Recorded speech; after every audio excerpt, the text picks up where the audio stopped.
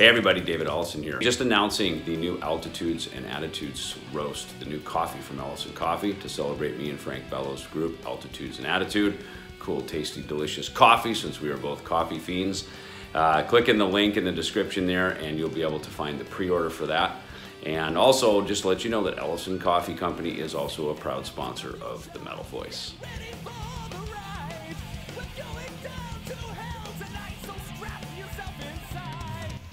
Welcome to The Metal Voice. Today on the show, oh yeah, vocalist Jim Crean. I should say solo artist Jim Crean. Is that the proper... I think it's solo artist. It's, touring guy. I don't know. All of it.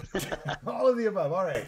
So yeah. I was fortunate enough for you to send me all these, and I'm holding these up, and I know you can't see me, but it doesn't matter. I'm holding up all your albums that you sent me. What a treasure. What a treasure. So, I mean, if you're really into, I guess... metal, but more of the, what would you call it, hair metal? Is that what what's your style? What would you call your style? I guess AOR, arena rock type hair rock, I don't know.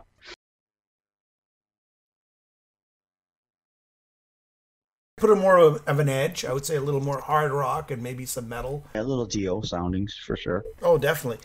And just so everybody knows, when we were at the Hall of Heavy Metal History, you played some Dio, and just so everybody knows the caliber of your voice, it was flawless. I mean, you can do Dio, no issues. Some vocalists struggle, but no, you didn't have an issue. I think it was Stand Up and Shout that you did with the Appice Brothers, flawlessly. So just so everybody knows the caliber of your voice. Thank you, man. Yeah, I mean, I've been with the Appice Brothers for, about 8 years now, and toured, the whole country with them, and we've done tons of shows together, 2 albums together. We got a live album, we did a live album in 2014, and then we just did a new album in 2017. We did a studio album.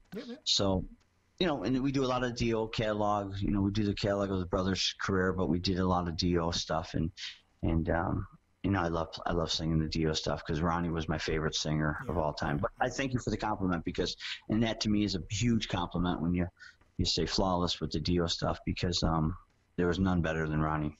I say Appice, by the way. That's how I pronounce it. Yeah, well, you're correct on one. If you talk to Vinnie, it is Appice. If you talk to Carmine, he'll yell at you and tell you it's Appice. Yeah, I hear you. And their brother Frank is Appice. So, I mean, Yeah. So you got that going. Gotcha. All right, so let's just start from the beginning here. Your first album. I mean, when you got into singing, tell me about your first album, your first recording, and your first experience. Well, I started singing when I was about 13 years old, but I did my first, recordings in like 1983, maybe 81, 83, and I did a couple albums that, that never really were released on labels or anything like that. So I was in a few touring bands in the mid-'80s that we did a whole full album, and just kind of got released locally. But my first professional album that was released was in 1991. It was my first solo album. And was it just called Jim Crean? Yeah, it was just a self-titled EP type of thing. It was 3 songs, and it's for the time, it was, I was quite happy with it. We did an album, and then we did a video right away for it, for MTV. MTV that actually played, videos and music. It was just a weird concept, but music television actually played music television. To get on a rotation back then on MTV, it wasn't easy, right? Especially a little later on. So, how'd you get the rotation on that? It was just demand, or what? No, that's a good. Actually, really good question. How that worked was, MTV was hosting a contest. They were trying to sign, unsigned bands. Although I was signed to a label, but not major. And they were looking for unmajor label signed bands.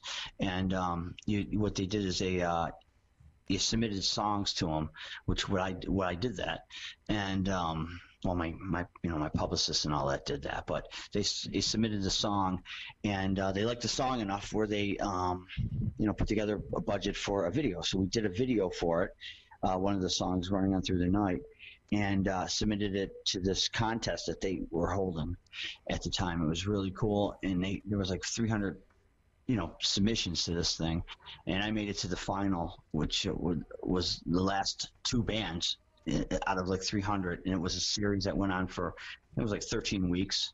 Every week they would like show like 5 or 6 videos from different bands, and then people voted, and then it got down to the final 2, which I was one of them. And the host at the time was Kelly Ripa. She was like the VJ host on this show. It was kind of neat. Yeah.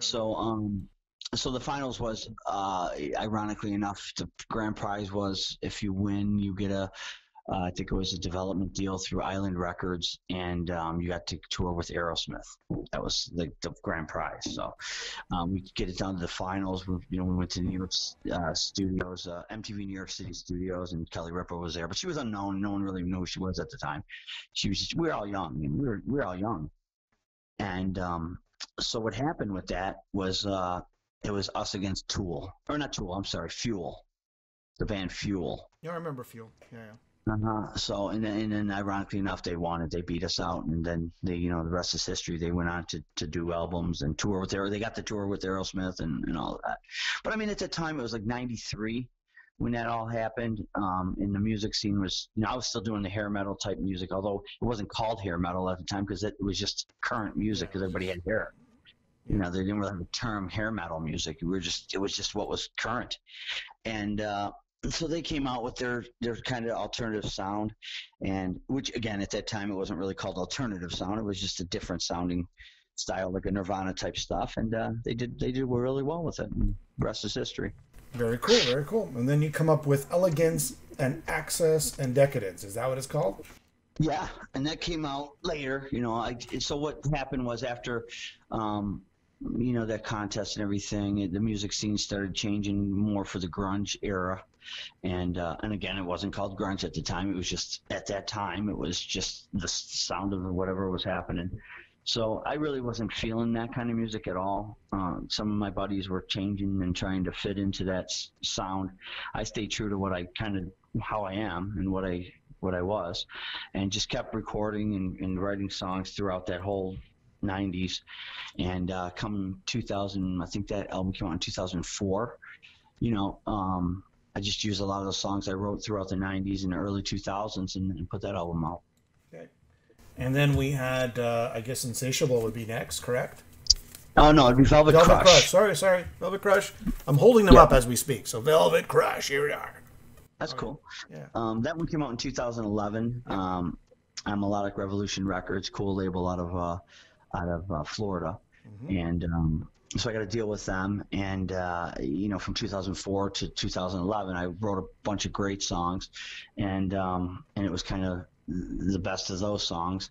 And then we did that album for Melodic Revolution. And that album did really well for me. So, I did a lot of touring off that album and sold a ton of units on that album. And that one really started putting the whole idea on the map. Okay, cool. And then I guess Insatiable would be next, and you got all kinds of guest vocalists, just guest players, right?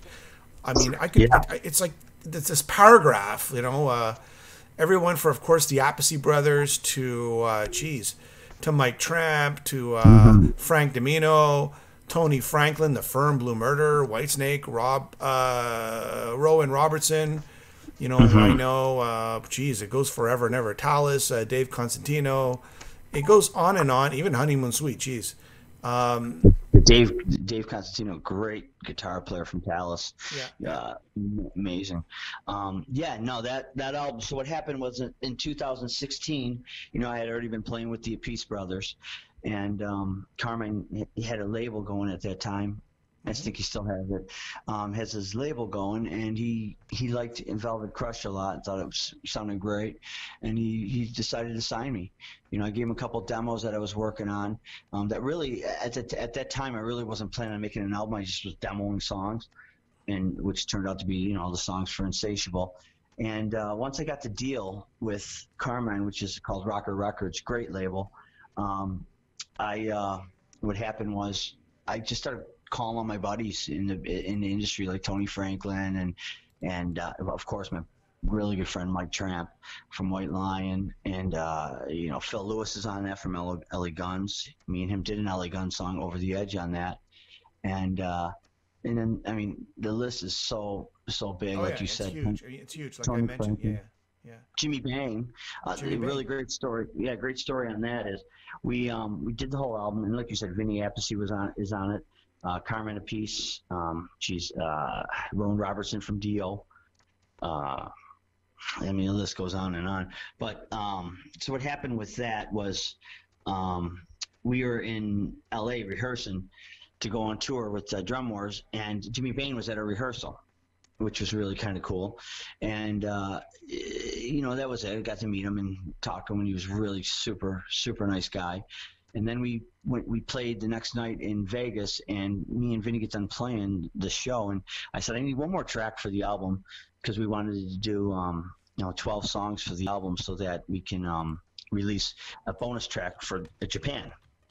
So, you know how a lot of Japanese labels, they like, because like Ward Records and all those labels, they like to have that extra track in Europe, you know. So why they do that, I really never understood it. Maybe you can enlighten me on that. I don't know. Jimmy K here, Metal Voice. Look at this. The Metal Voice shirts are now on sale. Just go to the video description to find out on how you can purchase one. Metal! I don't know, just everybody tells me that. I have absolutely no idea. Oh, there's no rhyme or reason. You just do it. Just do it. I think it's just basically they just do it. That's about it. Okay. I don't know why Canadians can't have a bonus track. I don't get that, but whatever. No, I thought maybe there was a hidden trade secret that maybe you knew of that I don't know. But the A&R guy says, you do an extra track. I said, okay. So me and Vinny were trying to rack our brain on doing a track, or maybe I thought maybe I'll write one, because I pretty much every song I demoed for that album we recorded. Then Vinny said, why don't you do a Dio song, because you sing Ronnie so good and you like to, you know. And I said, yeah, you know what, that would be a great idea. And he said, you know what we should do is get Jimmy to play on it, Jimmy Bain. Yeah. And I said, that would be amazing. He goes, well, hang on. And he calls Jimmy and he goes, yeah, Jimmy wants to do it. I said, come on. So Jimmy agreed to do it. So we ended up doing Caught in the Middle. And then Frank Domino, who was a huge influence on my career, you know, through the 70s and the 80s, one of my favorite singers besides Ronnie, was at our show.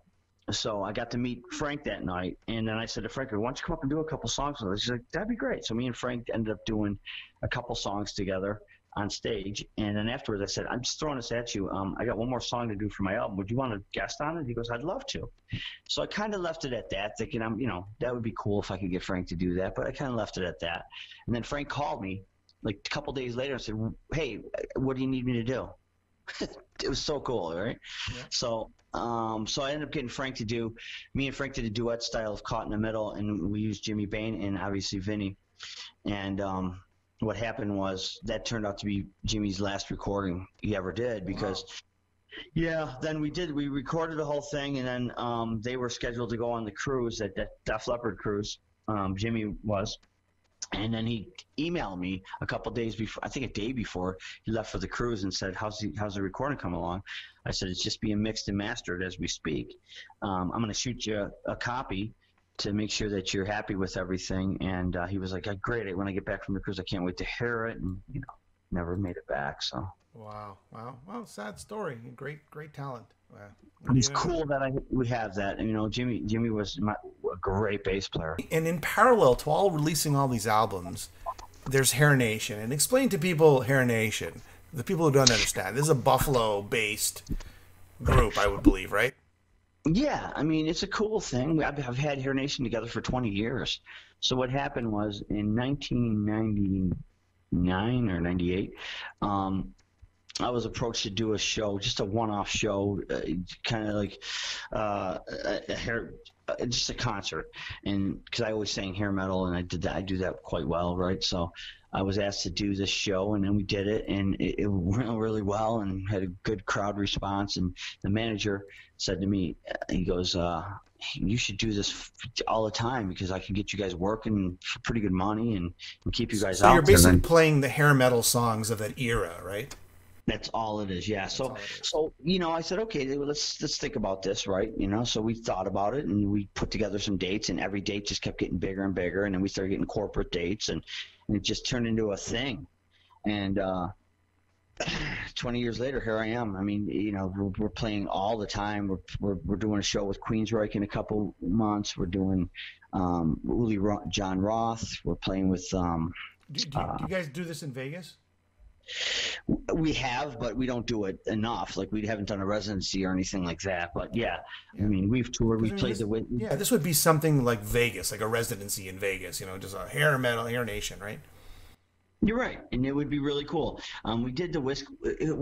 Cool story behind that is we were booked to play the Whiskey A Go Go, and we went on second to last, and we did really well. A good crowd response, and then they liked us so much they booked us as a headliner the second time around. So like 2 months later, we came back and sold out. Wow. So yeah, it was really cool, and so so 20 years later, here we are, and we pretty much toured with every hair metal band from that era. And then some. Yeah, I see a Rat, Stephen Pearcy. I mean, even Rick Emmett and Skid Row and Enough's Enough and Quiet Riot. Oh, Flock of Seagulls. George Thorogood, Dokken, Accept, Queensryche, like you said, Raven. So basically every genre of hard rock and heavy metal you've toured with, over 20 years with this band. Definitely. We were actually put on an 80s. It was called 80s in the Park type thing. Yeah. And we were booked on that, and I'm like, okay. And then you look at the thing; it was like the Flock of Seagulls and Duran Duran, and all these kind of '80s bands, but they weren't '80s hair bands. And I'm thinking, it's not gonna work. These are like new wave bands. They were all new wave bands. Geneless, Jezebel, all these cool bands that I am loving. I love all those bands. Same. And but I thought we're hair metal, and new wave people didn't really like that at the time. You know what I mean? Yeah. Come to find out, and they put us like in the middle of all this. Wow. On the main stage. So there was like a B stage and a main stage. They put us on the middle of the show, and the main stage, thousands of people at this thing, and we ended up like just hitting it off bigger than most of the major bands. It was just wild, and it just showed you how people really missed that whole '80s thing. Even the new wavers were like, we were playing Skid Row, and we were coming out doing stuff like that, and. But just brings us to the greatest hits. All right. So we got a greatest hits package. And why a greatest hits? And you explained this to me before we started this. Maybe you want to explain it again.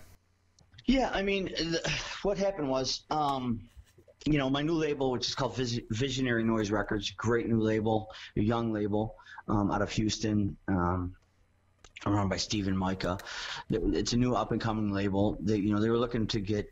They've had a couple bands on their label, but they were looking for a more of a known artist such as myself to so they put a lot of time and effort into this project. So they've been really, going to town for me on this. And they did a festival called the Groove and Vibe Festival in Houston, Texas, that they ran, and we headlined it, the Jim Crean band. And they needed some kind of product. They were going to re-release my first 2 albums, and I said, I don't really want to do that, getting the rights and all that. I just didn't want to go through all that. I said, why don't we just do a greatest hits album? So we did a real limited supply. I think we did like 3,000 CDs or something, real small pressing. Okay. And we sold them all out right away. So and that's why we did it, greatest hits, just a limited edition, kind of throw it out there, and kind of the best of thing. And now the 2 albums that you have on the go, are going to be released in June, right? 2 separate albums. You want to tell me about that? Yeah, I got the best producer in the world, Steve Major, out of Toronto. You might have heard of him. You're a Canada guy. $6 million man? Yes, that's Steve Austin. Steve Major was actually his real name, wasn't it? You're thinking of Lee Majors. Lee Majors. Oh, Jesus, what's going on? Well, you know what? He is a $6 million man, Steve Major. Nah, this guy, he's great. He's worked on like My Big Fat Greek Wedding, the movie score for that, and he's done all my albums except my first one. But he's produced all my albums, and he's just amazing. Me and him work unbelievable together. He gets the best out of me every time I sing. So he's producing both albums. The album's going to be called The London Fog. I have some amazing musicians on it. I just want to throw at you too. I had Robbie Lochner from Jack Russell's Great White, Rob Halford's Fight Band on my last album, who's amazing, and it was scored out by Don Jamieson from That Metal Show. So he did the intro to it. It was really cool. Cool. So the new album's got amazing players on it, a lot of big name guys again, and it just kind of, everybody says, well, you keep getting these big name guys. It doesn't really work like that. It just happens to be that way. You know what I mean? I just start making these records, and then I make a few phone calls. Before you know it, I got all these big name artists on it. I'm working with this French guitar player named Steph Hond out of France. Yeah, I know. He played with, you know, Steph. He played with Paul Diano. Yep. And he from what's Iron Maiden. And I got Steph on it, and I got Baron Kubris from Blind Guardian. He's like big time bass player. And Ronnie Robson, he's another Canadian guy. Let's see, you know, Vinny's on it. Eddie Zimmer from Lou Grant Band, who also plays with me in Hero Nation. I got this French drummer, Eric Labelli, on it. Chris Tristram from the House of Lords. Yep. Robbie Lochner from Jack Russell's Great Right. Amazing guitar player. Yep. My buddy Rick Fox, you know, you and I talked about Rick at the hall. Yep. But my buddy Rick Fox from Steeler, they're actually doing a reunion, so that should be kind of neat. Yep. But Rick's on it, and he did a really great job. He's on a couple songs. I'm still waiting for Rick to send me a picture with the shirt on, but he hasn't done that yet.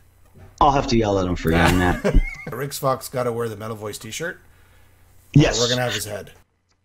Yes, and Rick's a great guy, so we will get on him to wear that Metal Voice T-shirt and get a picture. Yeah, right. But couple of other great guys I have on it. You know, we got Chris Holmes from Wasp. Sure. That wasn't an easy chore getting Chris, but we ended up getting Chris on it, which is really cool. Chris Conyers from Tangle Down. Frank Domino, of course. Me and Frank do another song together, a duet style, which is great. You know, Yep. Frank.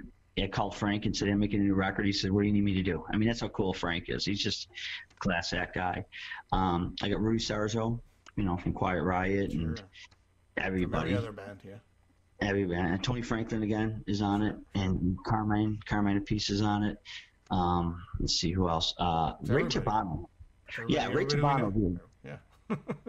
Ray Tabano from the original Aerosmith Okay. is on it, which is amazing, man. You know, 'cause I'm a big Aerosmith guy, but I got Ray. Ray came and see me play in New York City one night, and he's real good friends with my guitar player from Appice, Artie Dillon, who's also on it. And we were able to get Ray to do it. Carl Kennedy from the Rods, Frankie Villano from Quiet Riot. Yep. I got who else? Let's see. I'm just reading off the names because I like to give everybody credit because, in all honesty, they work so hard on this thing, you know. Which leads us to Sinister, the Carmen Appice or Appice Brothers. You know, you sang on a lot of tracks on that album, which was released not in 2017, I believe. Yeah. You know, and of course you're touring with them. You know, the drum wars, we'll call it, right? Like you mentioned before, and which led to this Vinnie Vincent thing that you've talked, you know, I guess a lot about. But I just want to kind of know about the time frame of all of this, and a lot of people want to know this about Vinnie Vincent. What the heck happened here? I mean, he's in, he's out, he's disappeared. Okay, so I'm assuming because you knew Carmine, there was a connection with Vinnie Vincent, right? Is that how it all started? Yeah, and Carmine and Tony were scheduled to do a couple shows with Vinnie Vincent. Carmine's played with Vinnie Vincent back in the 80s before he was in Kiss. Carmine played with him. All right. And so Carmine knew him. As a matter of fact, I think the guys from Kiss, Gene and Paul, called Carmine to, you know, to find out what Vinnie was all about before he got the Kiss gig. And, you know, so they always remained friends, I guess, over the years. And then this whole thing came up where Vinnie came out of seclusion. You know, he was gone for whatever 30 years, and somehow the agent got a hold of Carmine and asked Carmine if he'd like to, you know, do a couple shows with them. So then Carmine, you know, got Tony involved, Tony Franklin, and then they had these shows booked. I think one was going to be cool at Graceland in Tennessee. Elvis, right? Elvis's place. Thank you very much. Thank you very much. And and then Vinnie canceled it. And so then they had these other 2 dates booked, and they got postponed. So then Robert Fleischman, the initial Vinnie Vincent singer, was going to do it, and then he decided he didn't want to do it. So then they were looking for a singer, and so Carmine, we were out on the road. Me and Carmine were out on the road at the time with the Drum Wars, and Carmine had mentioned to me, he goes, "Well, Vinnie's looking for a singer," and he goes, "You sing, so high and exactly like what he's looking for." He said, "You should demo out some songs and send it out to him." I said, "Okay, that's fine." So when I got back to New York, I did that. I sent him a couple songs, and then Are you sending this? Are you sending this to his agent, or are you sending this to Vinnie himself? It was both, to his agent and to Vinnie. Is it through email, or you're calling him? No, I never spoken to him. It was all through email. Okay. So actually, I sent to Carmine. Carmine sent to them 2 guys. So it was that type of thing. Okay. So then Carmine called me up, and he goes, "Yeah, I submitted like 4 different singers to Vinnie, and 4 the guys that he sent were big name guys. I'm not going to mention them, but they were all known guys, and pretty well established known guys." And he said, out of the 4 or 5 guys he sent, he goes, he liked you the best. Wow. I said, "Well, that's cool, right?" So, and then I really didn't think much of it. And then I got a phone call from Derek Christopher, his agent, and said, "Hey, okay, what do we got to do here? We got to put this together. Vinnie wants to use you for these 2 shows," because he had 2 shows booked in Nashville. And I said, "Well, we came up with a figure that we needed to make it work, and we came up with a tour schedule, the whole 9 yards, rehearsal schedule." And then he sent What me did the set list consist of? Was it just Vinnie Vincent material? Was it Kiss stuff? Both. It was a lot of Vinnie Vincent songs, a lot of Kiss songs. Which Kiss songs? Look It Up? God, yep, Lick It Up was on there. One that was really weird that Vinnie didn't even play, and I was shocked that it was on there, was Unholy, which I don't even know. Okay. Yeah, because he probably wrote that song, that's why.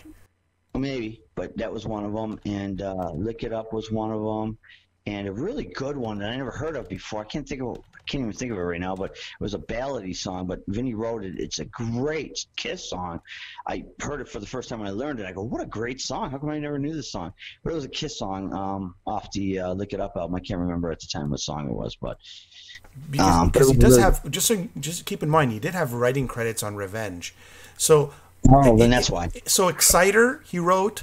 That was one of them too. It was Exciter, right? And not Exciter was one of them. For the Innocent. He also wrote Lick It Up, Young and Wasted, Gimme More, All Hell's Breaking Loose, A Million to One. That's it, A Million to One. I kind of figured maybe it would be A Million to One. And that's he also a great song. And On the Eighth Day, which I think is a terrible song, but thank God that wasn't put on the list. And then on Revenge, just so you know, what he wrote was Unholy. And I was kind of right about that. And, that's right. And Heart of Chrome, which is a good song. And I Just Wanna, which is, kind of lame. Yeah, so it was Unholy. That makes sense now. I often wonder, I'm like, why would they want to do that song? But anyways, that was one of them, A Million to One. And that's the song I was thinking of that was just what a great song. Oh, yeah. Yeah. How about I Love It Loud? I mean, he wrote that song too. That wasn't on it? Oh, really? No, that wasn't on there. Like War Machine or Creatures of the Night? No, but War Machine's a great song. Oh, but great just those ones you said. How about on the Vinnie Vincent Invasion? Do you remember which songs there? Boys Are Gonna Rock, I'm sure there's a lot of songs there, right? Then there was some Vinnie Vincent songs, a couple I never heard of before, but I will tell you what, they were great. We demoed out 3 songs, and he had me demo out. And when you mean by demoed, was Vinnie playing on them? No. Derek sent me the music. I think he got it somewhere. I don't know where he got it from, but he sent me 3 songs with just music, but it wasn't Vinnie playing. It was just his songs. Time of Year or something. Okay. That Time of Year, which is a great song. Boys Wanna Rock, and another one that he sent me. So I demoed all 3 of them. And they came out really good, They came out really cool, and then we put them into like a little medley, and Vinnie made the announcement with the 3 of us as his all-star band. He's going to go out there and shred and play some Kiss and play some Vinnie Vincent, music. Okay. And then that was one incident, and then I guess Carmine talked to him in depth about it. And then after that, Vinny decided that he just wanted to make the show just a shred show. So he just goes out there and they jam. So basically, Tony and Carmine just kind of keep a beat, and then he just plays. Wow. And that did, that was one idea. And then I guess a little later, he decided that he just didn't want to do it. So. But you had a contract, right? You wrote a contract that, you did he, was there like a payment because you were preparing? I mean, was there any sort of, there must have been. I mean, if you had a contract signed by him and signed by you, then there must have been a clause saying that if he fails to deliver, there's a certain penalty, right? I would think. Well, I mean, Derek Christopher did all that with him. Derek and him made some kind of settlement. Okay. So I don't know the details behind it, but there was deposits that were given out and all that stuff. It was just disappointing because, in all honesty, the fans were really excited about it. I got a lot of positive response from the Kiss. I mean, the Kiss fan base is they're the biggest in the world, and they're so loyal and they're awesome. Actually, the Kiss fans are just so cool. I made a lot of fans and friends over this, to be honest with you. But it wasn't about that. You should. Well, it was cool because I did a demo, and then I don't know who put it out there, but somehow it got released on some Kiss page of me singing one of the songs, and the Kiss fans really, I mean, the response behind it was like, "Wow, this is great! This guy can really sing it great!" And so that was cool, and then they reached out to me, and then they were reaching out to me saying, that and honestly, they started buying my CDs and all that stuff, and. But it wasn't about that for me. It wasn't about making it about me. It was about helping Vinny get out there and show people that this guy can still rock. And, me, Tony, and Carmine, we're a pretty solid band for him to come out there. But the show was going to be about Vinny, and that's how I was going to present it. This is about a great guitar player right here, But, okay, so, I mean, the final analysis of it all, right? Why do you think, in your opinion, and Carmen's opinion and everybody's opinion, why didn't he go through with it? I mean, is he scared? I don't know. I can't speak on behalf of Vinny. I like, again, I never met him. I'm not even going to attempt to speak on his behalf, but I will. I have my ideas and I have my suspicions, and my thought, and so does Carmine and Tony. We have our ideas. I mean, don't forget, there's a lot of heavy shredding that went into those songs. I mean, just when I sat down and really learned these songs, and I spent a lot of time learning these songs. I mean, I dissected every part of these songs. Even with the guitar, I would sit down and work out the chords to make sure that everything's going to be super tight. We're going to come out and really do a great job for him. And so I made sure that... You know what I mean by, and it's exactly what you're saying, and this is my theory. It's the James Cameron theory, I call it. He comes out with the Titanic. Yeah. The Legacy, it's such a huge movie. He's put everything he's got into it. I think he lost his marriage over it. Everything he had, he put into this.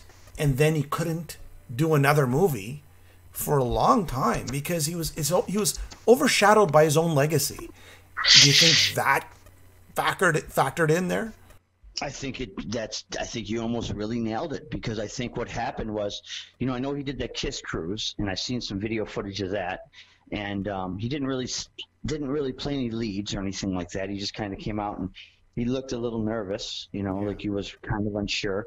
And now, don't forget, this show would have been all about him. This was his thing. Yeah. So, me, Tony, and Carmine have never taken a break from the music scene. We've been doing it for them guys 50, 60 years, and me, about 40 years. So we've all been doing this for a very long time, actively, consistently touring. As a matter of fact, when I talked to Derek, that's kind of what Derek said to me. He goes, I said, how's Vinny going to be with all this? He goes, I think he's going to be a little, standoffish at first, but then once he sees you guys actually play, because Derek heard the stuff that we were doing, And he goes, once he hears you guys do this and you guys get in the same room together, he goes, he's just going to be so into it. So, and I think that would have happened for him. I really think that Vinny would have, came out and it would have really been a good career move for him. But I do think that maybe he had a little doubt that he could live up to His own you know legacy.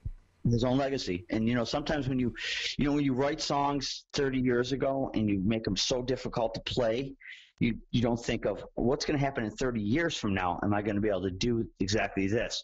Sometimes, and that happens with a lot of musicians. You write a song and you think, okay, maybe it's the key that I'm not supposed to be singing, and what's going to happen in 30 years from now, right? I'm just using that for example. So that's my opinion. I think maybe he just was a little worried that he would maybe. I don't know. I really can't speak on his behalf, and nor am I going to try to. No, we're just that, theorizing here. That's all we are. We are theorizing, and this is really the first time I've spoken about this to this detail, and I'm glad we're doing it because I just want to make it clear that me, Tony, and Vinnie. Or me, Tony, and Carmine, we're going to come out and really be super tight and deliver it for him. We're going to be a really solid band. I know there were some rumors floating around that, we couldn't make the practice. There was going to be no practice, no rehearsal. That's not true. We were when you and I spoke at the Hall of Heavy Metal History, and I want to clarify this for everybody out there, and a lot of people are posting messages, how on earth can they do this if they've never jammed? Because you knew at the Hall of Heavy Metal History, right, that things were kind of going south, right? That things just weren't working out. But you can't speak on his behalf, and that's only normal, right? Right. So, you can't confirm something because legally you can't just say anything, right? Because it's not your thing, right? You're just... Totally. Right? You listen, off camera, you and I talked, and you and I are friends, so I can, I could talk candidly with you, and you're professional, so I trusted your professionalism. So I spoke with you off camera candidly, of course. And so you knew what the real deal was. Yeah. And at the time, I knew it wasn't going down. We had just found out like that day that it was pretty much a no-go that Vinny's going to pull. And actually Carmine let me know that afternoon. He goes, Vinnie Vincent thing's off. And we were both a little taken back by it because we did put a lot of time into this. We learned the songs. I mean, we spent a lot of time talking back and forth on how the songs, the keys, the arrangements, and I spent a lot of time learning those songs to the point where I was very confident that I would have went out and did a very good job for him. And have you had any communication with the Vinnie Vincent camp saying, let's give this another try? No, nobody has. Just Derek's done. He's the guy. Our contact, Mike Carmine and Tony's contact is Derek, and Derek. He's done. They made some kind of agreement, and Vinny went back into the shadows, and it's done. Wow. I mean, I don't think we're going to hear from him again. I don't know. I mean, I think you will. I think you'll see. I mean, he does those signings a lot, and that's kind of cool that he does that because he's got a great fan base. And from what I'm told, Carmine even said, he goes, Vinny's a great guy. He's sometimes his own worst enemy. So. I think Gene Simmons actually said that, but maybe that's a good thing for him to stay in the public eye that way. Maybe do the signings and do the question and answer type thing, and then maybe build his confidence that way to get back out on stage. I don't know. Again, I'm not going to speak on his behalf because I just don't know. I get it. But I have my thoughts. I just know that, and I keep going back to it, that if he would have went through with these shows, I think it would have been a very good move for him, because I think that the three of us would have really put him in a really good way. The fans would have loved it, and I think the fans would have really accepted however it sounded. If he came out and he wasn't exactly like he was 30 years ago, I think they would have still accepted him for just coming out on stage and doing that. I truly do think that, because his fans are very loyal to him, and they just want to see him play. I'm pretty sad about the whole thing. I mean, I thought, this is a great backing band, great guitarist. This would have been killer. So I guess I'm a fan, and the fan wants to know, what happened. That's all. Oh, it's cool. It's cool. Listen, I'm glad I'm telling you the story, my version of the story.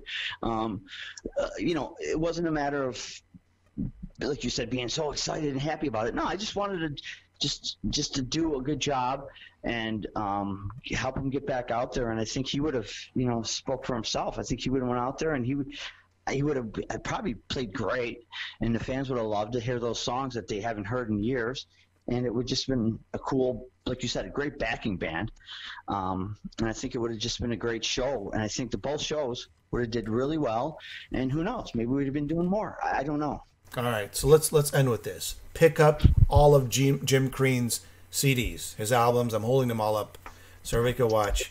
We got, all kinds. Just go to, was it jimcrean.com? What's your URL? Jimcrean.net. Jimcrean.net. Pick up all the CDs. Catch Hair Nation whenever they're playing, especially if you're in the Buffalo area. Looking forward to your new album in June. Thank you very much for the chat about Vinnie Vincent. I thought it was, a lot of people wanted to know what went down, and thank you for giving all that information. The KISS fans will greatly appreciate all this. Listen, the KISS fans are the most loyal fans I've ever seen of any band, and they deserve to get as much KISS as they can get, because they're faithful. And like I said, I've made a lot of fans from the KISS base, and in all honesty, I can't thank you enough for letting me in. Yeah. All right. Thanks, man. And we will talk soon. Okay.